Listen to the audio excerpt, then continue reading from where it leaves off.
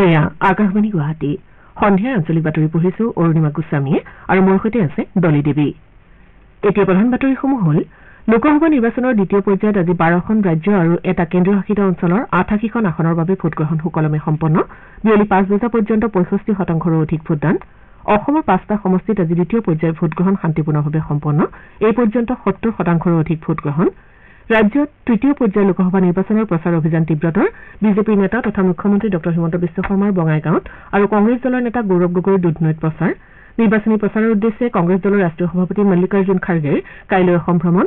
আৰু IPL cricket প্ৰতিযোগিতাৰ এখন খেলত আজি পঞ্জাৱ কিংছ আৰু কলকাতা নাইট ৰাইডাৰ্ছ মুখামুখি। এতিয়া শুনক বিতং বাতৰি। লোকসভা নিৰ্বাচনৰ দ্বিতীয় পৰ্যায়ত আজি দেশৰ 12খন ৰাজ্য আৰু এটা কেন্দ্ৰীয়শাসিত অঞ্চলৰ 88খন আসনৰ বাবে সুকলমে ভোটগ্ৰহণ অনুষ্ঠিত হয়। আজি বিয়লি 5 বজা পৰ্যন্ত ৰাষ্ট্ৰীয় পৰ্যায়ত সামগ্ৰিকভাৱে 65%ৰো অধিক ভোটদানৰ তথ্য পোৱা গৈছে। ৰাজ্যসমূহৰ ভিতৰত ত্ৰিপুৰাত সৰ্বাধিক 77%ৰো অধিক, মণিপুৰত 74%ৰো অধিক আৰু পশ্চিমবংগত 71.84% ভোটদাতাই ভোটৰ অধিকাৰ সাব্যস্ত কৰিছে। আনহাতে উত্তৰ প্ৰদেশত সৰ্বনিম্ন 52.74% ভোটদাতাই ভোটৰ অধিকাৰ সাব্যস্ত কৰে। অসমত শেহতীয়া তথ্য অনুসৰি বিয়লি 5 বজা পৰ্যন্ত 70%ৰো অধিক ভোটদাতাই ভোটদান কৰে। আজি কেৰালাই 30খন আসন, কৰ্ণাটকৰ 14খন, ৰাজস্থানৰ 13খন, উত্তৰ প্ৰদেশ আৰু মহাৰাষ্ট্ৰৰ 8খনকৈ, মধ্যপ্ৰদেশৰ 6খন, অসম আৰু বিহাৰৰ 5খনকৈ, পশ্চিমবংগ আৰু ছত্তীশগড়ৰ 3খনকৈ আসনৰ লগতে মণিপুৰ, ত্ৰিপুৰা আৰু জম্মু কাশ্মীৰৰ এখনকৈ লোকসভা আসনৰ বাবে ভোটগ্ৰহণ অনুষ্ঠিত হয়।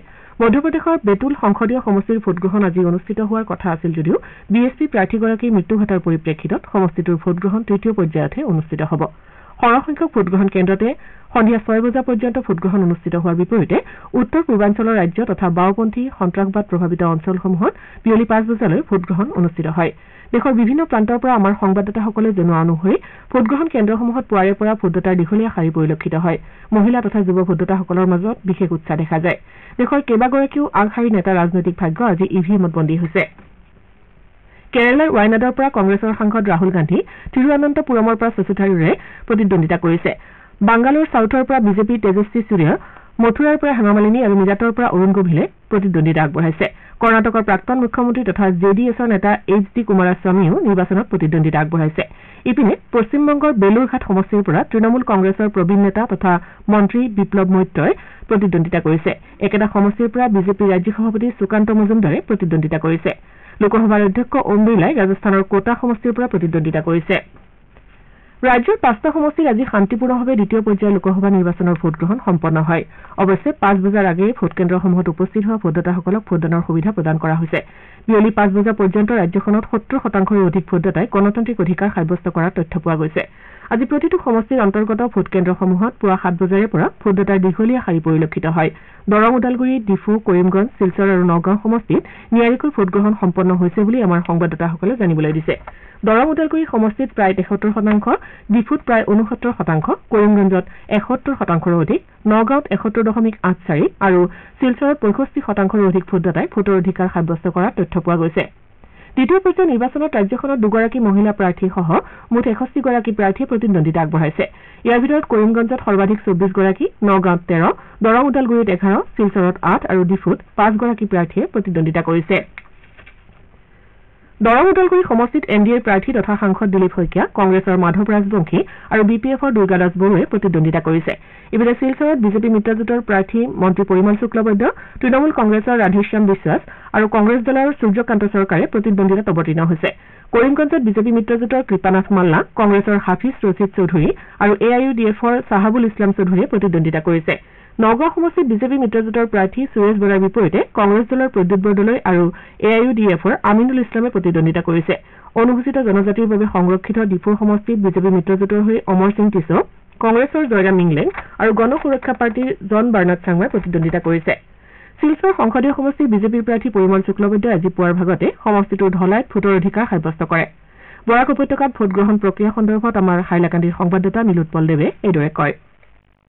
হয়, কৰিমগঞ্জ আৰু শিলচৰ বৰাক উপত্যকাৰ 2টা লোকসভা সমষ্টিত এইবাৰ অতি শান্তিপূৰ্ণভাৱে ভোটগ্ৰহণ অনুষ্ঠিত হৈছে আৰু বিয়লি 5 বজালৈকে যি তথ্য আমাৰ হাতত আহি পৰিছে সেই অনুসৰি 2টা ভোট কেন্দ্ৰতে এইবাৰ ৰেকৰ্ড সংখ্যক ভোটদান হৈছে আৰু বিয়লি 5 বজালৈকে প্ৰায় 70% ভোট ৰেকৰ্ড কৰা হৈছে কৰিমগঞ্জ আৰু শিলচৰ লোকসভা সমষ্টিত। জিলা ৰিটাৰ্নিং অফিচাৰে জনোৱা তথ্য অনুসৰি এই ভোটদানৰ সংখ্যা আৰু বৃদ্ধি হোৱাৰ সম্ভাৱনা আছে। কৰিমগঞ্জ লোকসভা সমষ্টিত এইবাৰ মূল যুঁজ 3জন প্ৰাৰ্থীৰ মাজত সীমাবদ্ধ থকাৰ সম্ভাৱনা আছে। বিজেপি প্ৰাৰ্থী কৃপানাথ মালা, কংগ্ৰেছৰ প্ৰাৰ্থী হাফিজ ৰছিদ আহমেদ চৌধুৰী আৰু AIUDF দলৰ প্ৰাৰ্থী চাহাবুল ইছলাম চৌধুৰীৰ মাজত ত্ৰিকোণীয়া এটা লৰাই হোৱাৰ সম্ভাৱনা আছে কৰিমগঞ্জ লোকসভা সমষ্টিত। আনফালে শিলচৰত এইবাৰ মুঠ 8জন প্ৰাৰ্থী আছে আৰু এই 8জন প্ৰাৰ্থীৰ মাজত বিজেপিৰ পৰিমল শুক্লবৈদ্য আৰু কংগ্ৰেছৰ সূৰ্যকান্ত চৰকাৰৰ মাজত পোনে পোনে ভোট যুদ্ধ হোৱাৰ সম্ভাৱনা আছে। কৰিমগঞ্জ আৰু শিলচৰৰ ভোট কেন্দ্ৰসমূহত আজি ৰাতিপুৱা 7টাৰ পৰাই দীঘলীয়া শাৰী আছিল আৰু পুৰুষ মহিলা নতুন ভোটাৰ সকলোৱে ভোটদান কৰিছে।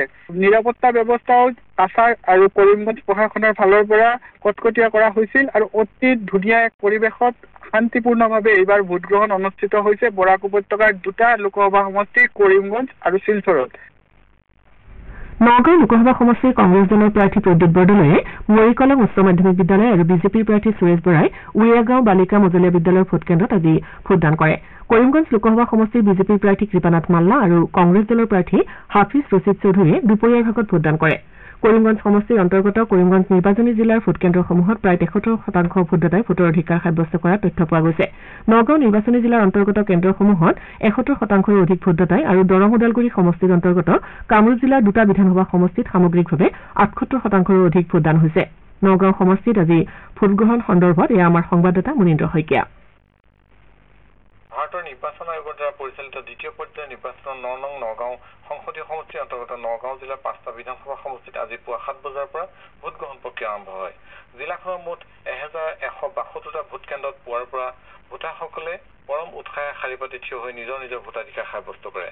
কটকটীয়া নিৰাপত্তা বেষ্টনীৰ মাজত অনুষ্ঠিত ভোটগ্ৰহণ প্ৰক্ৰিয়া শান্তিপূৰ্ণভাৱে অতিবাহিত হোৱা বুলি প্ৰশাসনৰ সূত্ৰই প্ৰকাশ কৰিছে। পুৱাৰ ভাগত যথেষ্ট সংখ্যক পুৰুষ মহিলা আৰু নতুন ভোটাৰসকলে নিজৰ নিজৰ গণতান্ত্ৰিক অধিকাৰ সাব্যস্ত কৰে।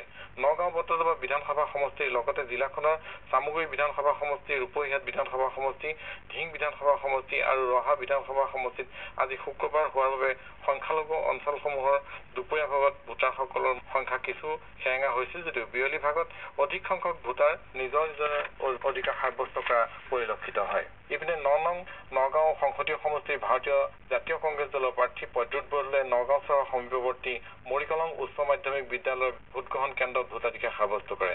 একেদৰে সমষ্টিটোৰ ভাৰতীয় জনতা পাৰ্টীৰ নেতৃত্বাধীন মিত্ৰজোঁটৰ প্ৰাৰ্থী সুৰেশ বৰাই উৰিয়াগাঁও বালিকা মজলীয়া বিদ্যালয় ভোটগ্ৰহণ কেন্দ্ৰত ভোটদান কৰাৰ লগতে AIUDF দলৰ প্ৰাৰ্থী আমিনুল ইছলামে জুৰিয়া ওচৰৰ পৰমাই ভেটি প্ৰাথমিক বিদ্যালয়ৰ ভোটগ্ৰহণ কেন্দ্ৰত নিজৰ ভোটাধিকাৰ সাব্যস্ত কৰে।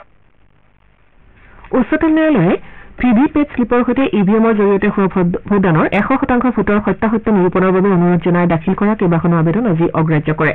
উল্লেখযোগ্য যে ন্যায়াধীশ সঞ্জীৱ খান্না আৰু ন্যায়াধীশ দীপাংকৰ দত্তাক লৈ গঠিত এখন বিচাৰপীঠে যোৱা 18 এপ্ৰিলত দুদিনজোৰা ব্যাপক শুনানিৰ অন্তত গণতান্ত্ৰিক সংস্কাৰ সংস্থাকে ধৰি বিহিত পক্ষই দাখিল কৰা কেইবাখনো আবেদন সন্দৰ্ভত ৰায় সুৰক্ষিত ৰাখিছিল। 18 এপ্ৰিলত বিষয়টোৰ শুনানি সম্পন্ন হোৱাৰ পাছত 24 এপ্ৰিললৈ ৰায়দান সুৰক্ষিত ৰখা হৈছিল। শ্ৰোতাসকলে সন্ধিয়াৰ আঞ্চলিক বাতৰি শুনিছে আকাশবাণী গুৱাহাটী কেন্দ্ৰৰ পৰা। পৰৱৰ্তী বাতৰি শুনক দলি দেৱীৰ পৰা। ৰাজ্যত লোকসভা নিৰ্বাচনৰ তৃতীয় পৰ্যায়ৰ প্ৰচাৰ অভিযান তীব্ৰতৰ হৈ উঠিছে।